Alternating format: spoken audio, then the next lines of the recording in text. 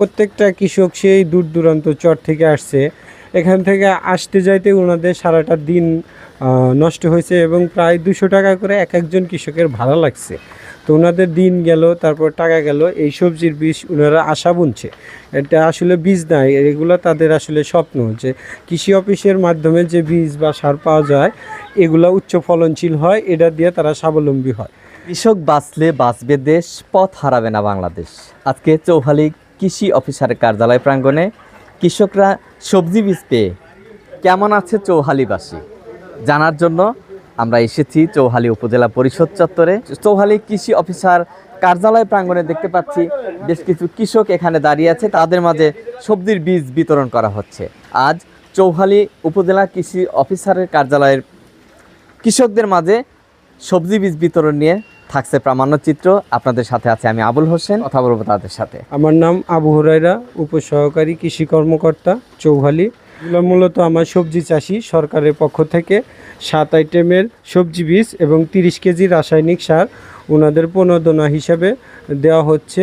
তো তারই অংশ বিশেষ আজকে ওনারা বীজ এবং সার গ্রহণ করলো। এখানে সরকারের পক্ষ থেকে 7 আইটেমের বীজ দেওয়া হয়েছে। আমাদের আছে হাইব্রিড শসা, আলবি গ্রিন, তারপর ডাইনা, লাউ, উদ্দীপনের আছে আপনার গিমা কলমি, লাল তীরের হাইব্রিড আছে, বেগুন, তারপরে লাল তীরের আছে মিষ্টি কুমড়া, ব্রাকের আছে চাল কুমড়া, ব্রাকের আছে পুঁইশাক। এগুলা দিয়ে কৃষক মোটামুটি গ্রীষ্মকালে পুরা সময় সবজির চাষ করে তাদের পারিবারিক চাহিদা পূরণ করবে, পুষ্টি নিশ্চয়তা করবে। আমরা আসলে চৌহালি একটি নদী ভাঙ্গন কবলিত এলাকা। এখানে কৃষকের দুর্দশার আসলে শেষ নাই। যেমন দেখছেন আজকে আবহাওয়া খারাপ, প্রত্যেকটা কৃষক সেই দূর দূরান্ত চর থেকে আসছে।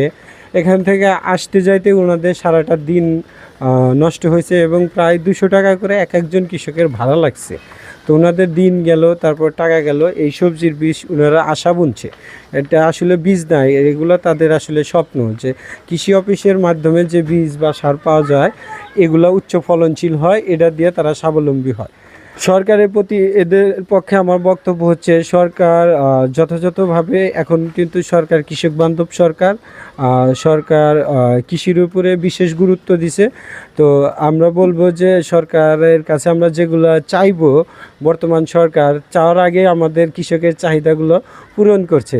তারপরেও হঠাৎ করে বন্যার নদীতে পানি বৃদ্ধি পাইছে, সরকার যেন প্রতিনিয়ত যেভাবে কৃষকদের প্রণোদনা বীজ সার দিয়ে সহযোগিতা করছে, যন্ত্রপত্র দিচ্ছে, তো এগুলোর যেন ধারাবাহিকতা অব্যাহত থাকে।